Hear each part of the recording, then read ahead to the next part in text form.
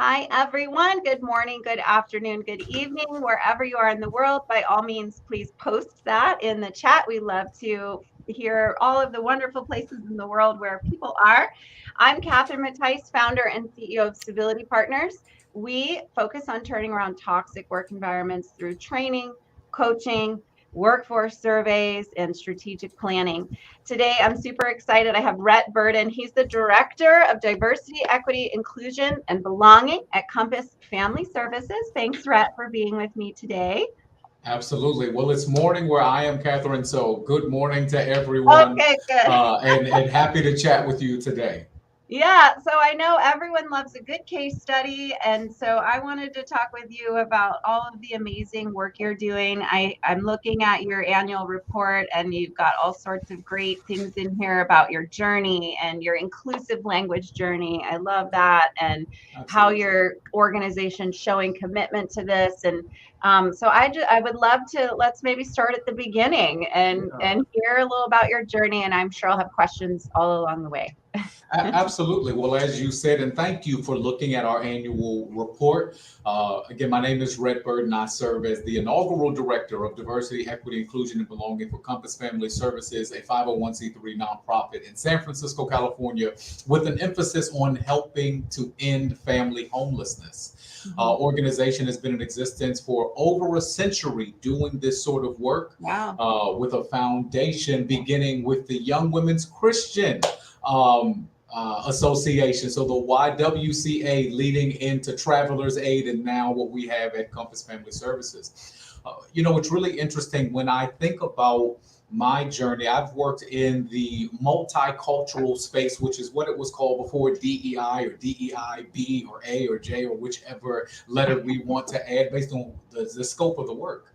And I have a background in higher education. That's where I came from, initially doing this sort of work and then transitioning into the nonprofit space. And it's been an incredible journey working with so many amazing people, especially with a mission that is so important with trying to end family homelessness. Having been a San Francisco resident for 8 years now, it really is a tale of two cities. And for those that may have never been to the city, it's just so interesting to think that you could be in the heart of Silicon Valley and have these beautiful tech companies and these amazing co-work spaces, and then just rampant homelessness and destitution on the streets. And it's just really sad because oftentimes we have been conditioned to sort of forget about a person's humanity, and being a part Yeah, of an agency. ignore it. It's easier for us. Yeah. Yeah, and being a part of an agency that wants to get people sheltered and provide them with food and opportunities is a really powerful mission to be a part of every day.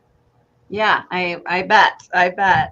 Yeah, I know I'm in San Diego. There's also a lot of Yes, homelessness down here, and it's like the city's always trying to shuffle them over here or over there. And we need to be absolutely, solving this problem. So, and absolutely. there's a lot of diversity in homelessness. A lot of There different is. reasons people are there, lots of races and genders. Yes.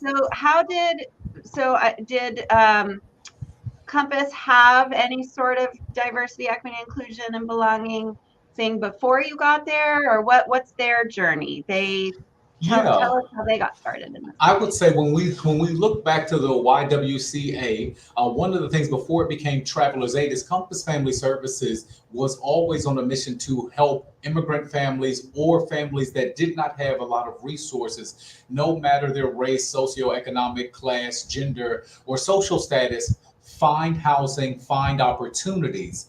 We Hmm. used to be housed in the Ferry Building in San Francisco, so you would help people as they would immigrate over in families that were already on the coast. Hmm. My understanding is that there were work groups prior to my arrival, but there was and consultants that would come in, but there was such a greater emphasis after the murder of George Floyd in 2020, the outcry of staff and people just understanding that there's a need for not only us to change human resources to people and culture, but to have someone specific in this role that can speak to issues or highlight issues of diversity, equity, inclusion, and belonging. So just extremely grateful to be a part of the ground level per se, or a little above the ground level, because I would never want to dismiss the work that was done by the work group or any consultants that would be my predecessors, but extremely proud of the work that we've done. And still we have a lot further to go.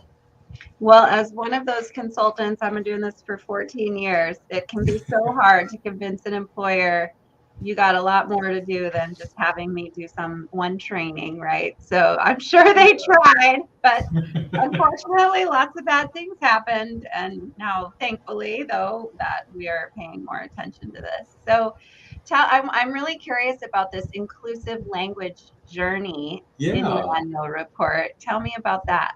Absolutely. So one of the things that I wanted to institute, coming in with a fresh set of eyes and then having a level of institutional power, being a member of senior leadership or a part of the C-suite, for those that may not know the nonprofit world, where those terms are a little interchangeable, and recognizing that when I wrote our DEIB strategy, it was 3 primary principles or pillars. One was hiring and recruitment.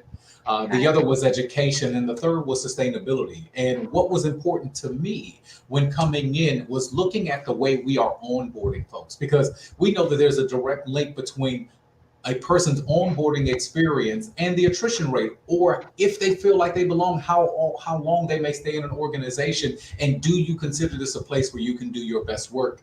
And one thing that I wanted to do was to highlight the importance of our inclusive language journey, and create sort of a framework around that, because we have a multiracial, multi-ethnic, multi-religious, multi-generational workforce, and we all need to have one shared language, not just with each other, but with the clients that we're serving, who are equally as diverse. And when folks are coming in, I thought it was important that we institutionalize 2 things. One, that we would do a training around inclusive language for folks. And as you know, one training doesn't solve everything, but it does need to be a part of the overall framework of what we do to encourage employees and empower them to practice what they've learned. Secondarily was giving them a copy of the Inclusive Language Handbook written by the Diversity Movement. A great short book, something that I think is short, sweet, easily digestible, and something you can walk away with. Some organizations, based on the size and scope, are able to do swag or do things like that. But I think it's important that you walk away with knowledge. And maybe that's the educator in me coming from higher ed. Lastly, was partnering with AllyBot, which is an AI-generated tool for Slack. Most companies use Slack, some use Microsoft Teams, but it is an integration that you can use with Slack that will give you a report on when you're working with others or you're doing in group meetings or group chats, that if you're not being inclusive, it will send you a report at the end of the week saying, hey, it helps you correct your language and say, this is where you were, these are recommendations we would give. And if you can practice it in your reading, if you can practice it when you are in community with those you're onboarding with, and you can practice it in your writing, I think that speeds the journey up. And again, it makes everyone more aware. We are not an error-free organization, because no place is. And inclusive language is like a superhighway. Things are going to change and morph and develop. But I wanted to make sure that we developed a foundation for folks where you had multiple different resources, because everybody learns differently. So whether it is the tactile where you have to touch it and see it, you're using AllyBot, whether it's the auditory, because you can hear me go over a presentation, or you can watch a micro learning, or the visual, you just have the book and you can highlight, you can revisit, that whatever we can do to support you on this journey, because if we can practice it with each other, then we will play even better when we're working with our clients and the community that we serve. That Slack, or the Slackbot thing, so it sends each individual a report to say, here's where you could improve. I was not aware of that, and that's awesome. It's called AllyBot for Slack. AllyBot. AllyBot for Slack. We don't use Slack, but I want to look it up. I feel like I could see, like Google has the grammar correction and stuff. Hopefully some of these other major places start. I'm like, yes, please send that to me at the end of the month or the end of the week. I would love that. Absolutely. I think too, let's just talk about language for a second, because I think in a lot of ways we discount how important language is because we just have it and we use it. And as a trainer in this space, I get that question, why does this matter? Why do people all of a sudden this? Why do we have to have so many Sure. letters in the LGBTQ, thing, which is getting pretty long. And I Okay. think it's just important for all of us to remember that even though we just throw words out there, like I'm doing at this very moment, they do Yeah. matter. And if you think about, I think I'm going to get semi-political for a second. If you think Oh, about the American flag, how yeah. much like there's a symbol there, and in a way it's been really taken over by a political party, and now who shall remain nameless. But now when I see a flag, I'm like, oh, that person is versus it belonging to the US, to all of us. And then it Yeah. will swing back the other way. It won't always be like that. But Yeah. I know when I started doing the work in workplace bullying, a lot of, because back then nobody was talking about that. It was like either harassment or nothing. And people, when I would talk about workplace bullying, the amount of relief that they would talk to me about, that now they had a word, they had something to call it. Sure. It was like just that was such a big deal for them.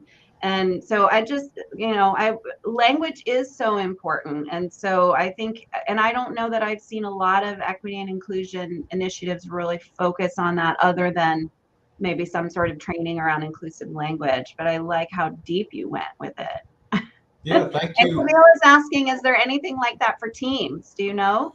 Oh, that I am not sure. I mean, I'm sure that there is something There out there, must but nothing that I can speak of off the top of my head. So I'm so sorry, but Ally Bot for Slack, and maybe there's an Ally Bot for Teams. We have to go to the website to see. Yeah, here we've got a couple others. So Tex is offering up, I don't know, upful.ai. Nice. Tex offered another one here. So yeah, you can click on those in the chat, and yeah, we'll definitely check those out. Thanks, Tex. Yeah. And Thank you so anybody, much. please submit more resources. We'll Yeah, take it. that's fantastic. I think I interrupted you. You were going to say something, if you No, remember. no. I think that hearing sort of the shift in language ultimately goes with shift in culture and shift with Yep. generations Yep. and the emphasis. And it's interesting because you're right. We live in a very partisan country, but we've always lived in a partisan country. It may not have been on Main Street the way it is now, based on social media and people having so much constant access. But it's really interesting. Recently, I did a training for the organization on Frederick Douglass's amazing speech, What to the Slave is the 4th of July. And we talked about what does it mean to be an American? What does it mean to have freedom? And even hearing you mention the American flag and the iteration that we know it in, well, that was sewn by a young Black girl who was out of slavery named Grace Wisher. And when you think about how iconic her work is, she was left behind. She was marginalized despite her effort and the contribution. And when we think about any community, ultimately, language is going to change, the expectation changes, but more than anything, it's just about creating a foundation of respect. Yep. And it's not about creating a unimind or one universal thought or truth, because that does not exist. But what we all can do is learn to respect each other. And I don't have to agree with every sentiment you have to respect your humanity. And if we can keep it central on, I recognize that you matter because you are a person. You exist in this realm that we're sharing. And though I may go left and you may go right, that's okay. We are not enemies. We just disagree. And that reminds me of something that I have done here at the organization, and whether it's coaching leaders or having conversations with teams, is talking about the importance of disagreeing agreeably. And why that is so important. And this is actually a concept that comes from Dale Carnegie training. And if anyone has ever read any of Dale Carnegie's books, especially How to Win Friends and Influence People, this may sound very familiar to you. And we can modify it based on the times. But it's really learning to disagree agreeably, that we are not enemies and we share one collective experience, and that is being employees at X company. For me, it's Compass Family Services. And there are going to be times that we have dissenting opinions and beliefs. There are going to be some things that we hold so incredibly true. And it's not about what the personal truth is. It's about what our shared responsibility is to the organization and to each other based on the confines of being employees. So we have to learn to disagree agreeably. We can state our points in a way that is respectful, that shows humanity and dignity for one another, and still disagree. Yeah. Um, and we don't need to lean into the power dynamics that exist because we know that they're there. We know that hierarchies are in every organization based on your title or your tenure. But it's okay to say, you know what, I really appreciate that point. I don't know if I agree with it entirely. I have a different vantage point based on my lived experience, the folks that I work with, the things that I've seen.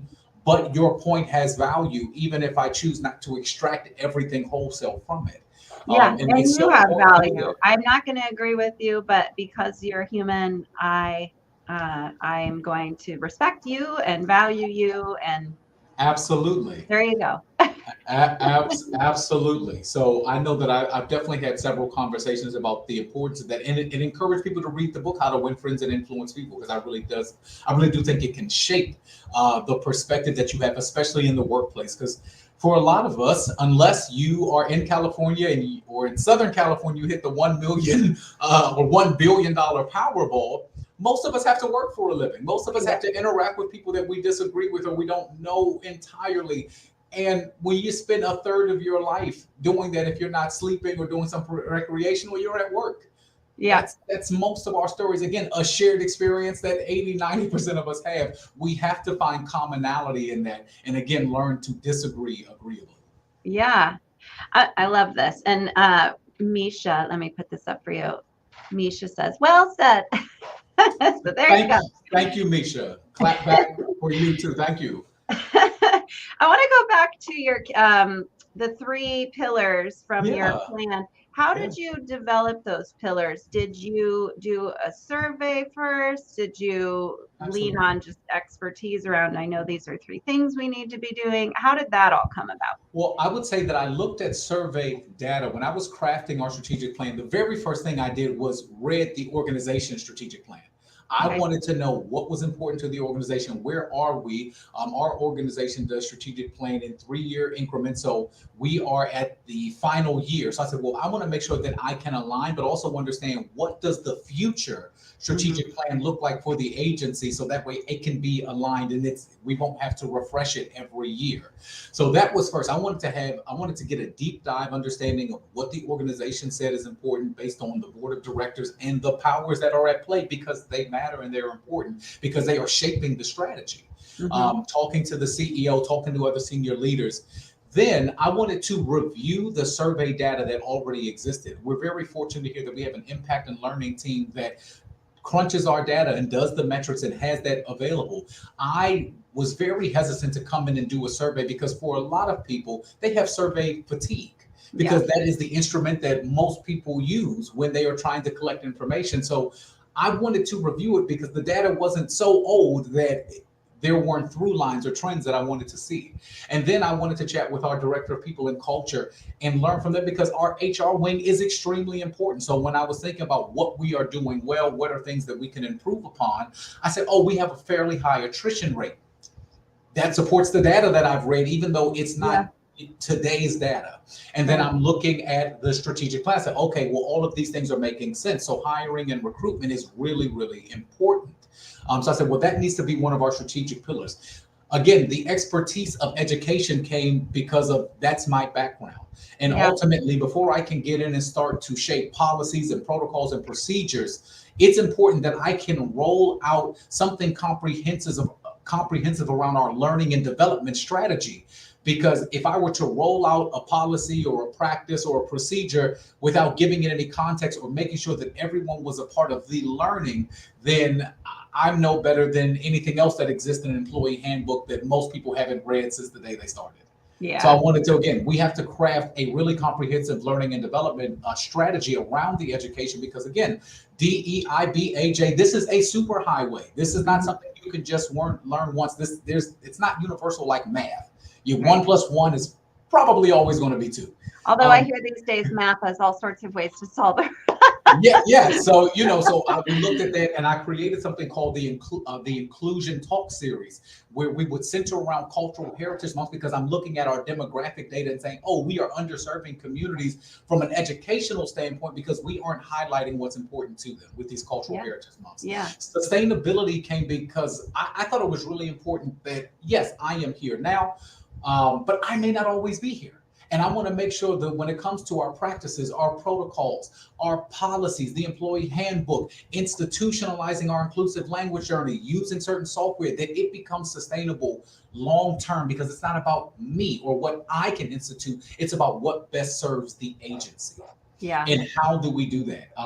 So that was where that came from. It's a combination of reading the strategic plan, chatting with some of the higher ups, chatting with folks, looking at the data that existed, having conversation, and then leaning on the expertise that I had that I think would make an immediate impact. Yeah. So that's where that came from. Now, do you have a committee of people you're working with, or is this you? I do. So when I first started, whatever preceded me sort of disbands, and I wanted to learn more. Some folks were still with the agency, some folks were not. So I said, well, I want to talk to the people that are still here. What worked well? What didn't? Why are you all no longer in existence? Please tell me whatever you're willing to share. Mm-hmm. And once I got that information, I worked with our senior leadership to say, I want to officially sunset this. And I'm not sunsetting it in a way that doesn't honor what's been done, but I want to recognize what's been done and say, now we are turning the page because I am a new person and I have a new vision. So I turned our work group into a task force, which is a multicultural effort of folks that have different levels of tenure, different positions, different races, different ethnicities, different religions, and really different interests based on what they want to see happen at the agency. There are some folks that have been here for a very long time, and I appreciate how seasoned they are, and they want to see something different than the person that just got hired 6 months ago. Right. And how do we bring all these collective voices together? Ultimately, my hope is that we will inaugurate some ERGs or affinity groups here as well, but building off the foundation of our diversity resource group or our multicultural task force, where I can hear from different folks. So it started off with me, and I am a individual contributor. So the buck stops with me, but I want to make sure that everything I do is a co-design process with people that want to be a part of the design. Yeah. Well, so what's some of their role? Do they help you? Like round out the strategic plan? You're meeting with them how often? Tell us. Absolutely. So I meet with the task force monthly, again, because you're talking about building a volunteer army and everyone is here to serve family. So I want to make sure that we are doing something at a cadence that works for your schedule and you can commit to long term. So we meet once a month, and during these meetings, we talk about a host of different issues. Some of the times they are helping me with our Inclusion Talk series, which is sort of the legacy program that I created here around our learning and development strategy, giving me feedback or advice on speakers or things that we should consider. We also have created a homegrown sort of programming model where we've done things for Dia de los Muertos, we've done things for National Coming Out Day, and I am empowering them to lean into the skill set and the talent that they have to give back to the agency under the auspices of DEIB. We have a series where we highlight professionals of color because we have a blog on our website. So again, I want to make sure that we are adding content. We do something called the Employee Engagement Calendar. They help me craft that because I think that ties so closely into people feeling included and belonging. So on the 17th, it was World Emoji Day. So we did a fun social media campaign like, what's your favorite emoji and why?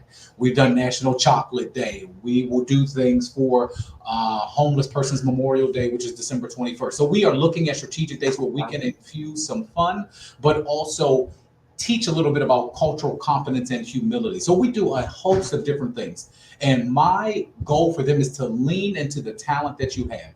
Yeah. We are going to have courageous conversations about things that you may or may not know about or may make you uncomfortable. But what I want you to do is to be excited to come to these meetings, is to know you have something to look forward to because you have something to give back to the agency and the community at large. Yeah, I love that. I mean, we also work with task force. We call them culture champions when we're once we do that survey, that's part of the deal also, is to work with them to figure out, well, what do you think should be on this plan, looking Absolutely. At this data? And so it becomes leaders and also a group of people from all over that are diverse in all sorts of ways. Yeah, I think that's a key Absolutely. component to culture change. You can't just do it from the top or with HR's permission. Like, here's all the stuff we're going to do. You definitely need your people. Absolutely. I'm curious if anybody has any questions. We've got about 5 minutes left. I see lots of comments about this is interesting, great approach. If you have any questions, we have someone who clearly knows exactly what he's doing and what he's talking. I love it. I love it. This is a really great conversation. How did you get the executive director's buy-in for doing all of this? Or maybe how did the HR, the people and culture person get that? You know, I would say that the buy-in preceded me because based on the work of the consultants and the work group, I report directly to our CEO or executive director. So there was already a level of buy-in and emphasis on the position because there was a groundswell from the community saying we need this. Not only are we saying that we need it, but the data backs it up because you brought in a consultant. We are hearing the voices of our organization and the people that are here. So I did not have to work very hard. I was very fortunate in that instance. I must say we don't necessarily agree on everything, and that's okay because one thing that I have shared with the CEO, and I think just in the way that you are supervising me and the way that we can communicate, I am not going to die on the hill for everything that pops up. I am more concerned about walking down the road of can and not climbing the mountain of can't. Yeah. Because I understand that you are the end. That's it. You are the organization. You have led this organization for 29 years. You have been entrusted with the stewardship of the people and the process and the finances. So I'm not going to fight you on absolutely everything.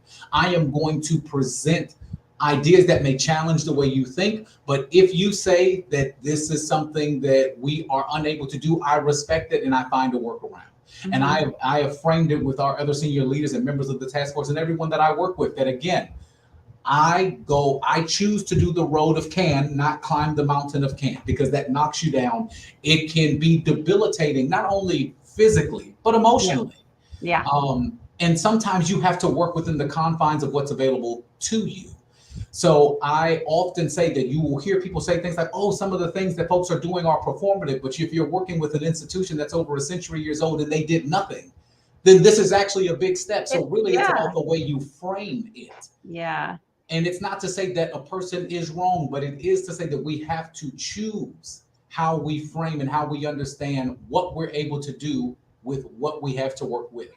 Yes, So I agree with that. Sometimes it's just those little steps, especially because you're at the beginning of your journey. Essentially, if this was 10 years from now, maybe some of it would be performative. We have a bunch of great questions and not a lot of time to answer them. So here we go. The name of the book mentioned at the start was Inclusive Language Handbook.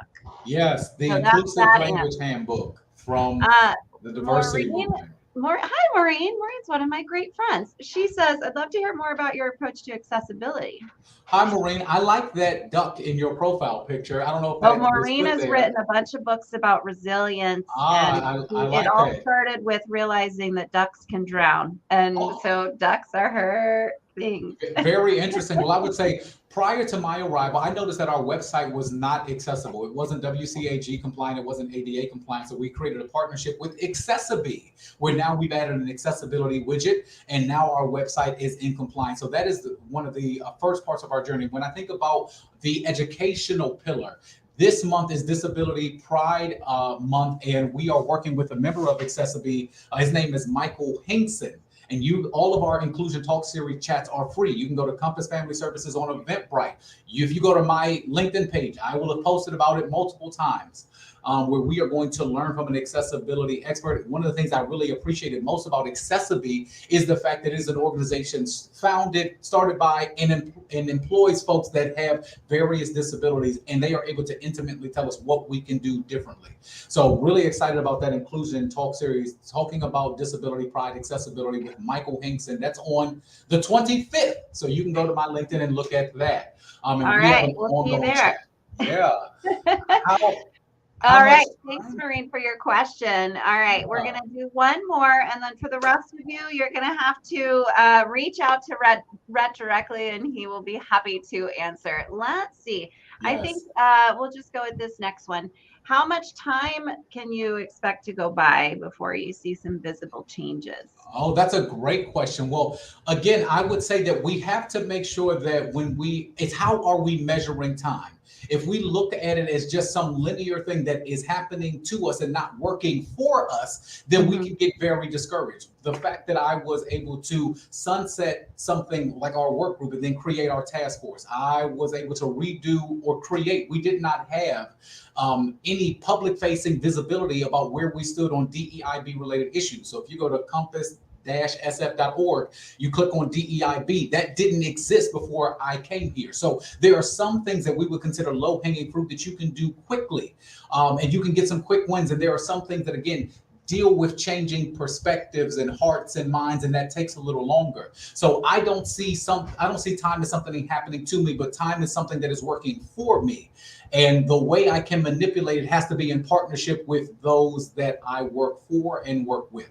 So Yeah. it really does depend. Quick wins are very, very possible, but there are some things that are going to take a bit more time. And it's okay to be honest about the fact that this is not an overnight process. We did not get here overnight. An organization didn't exist for a century plus, and then I am going to come in and magically change something that has already been in existence. So Yeah. again, I think it's about having a full understanding that time works for you. It's not working against you, and it's the way you frame it.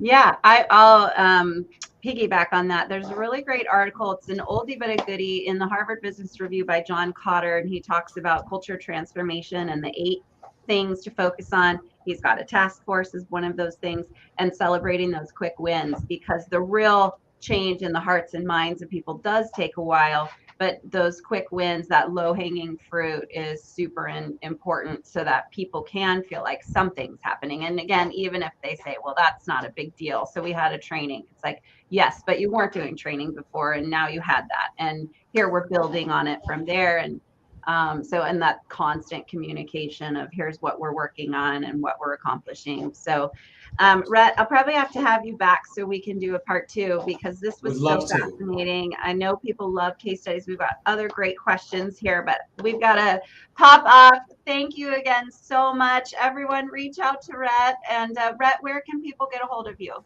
People can find me on LinkedIn. If you go to Rhett Burden, you should be able to see me. I know that Catherine's posted about it, and so have I. Thank you all so much for your questions. If you reach out to me, I promise you I will respond. I'd love to connect with you. Catherine, thank you again for Catherine's Corner Civility Partners. And again, it was a pleasure to be here, and I would love to do a part 2.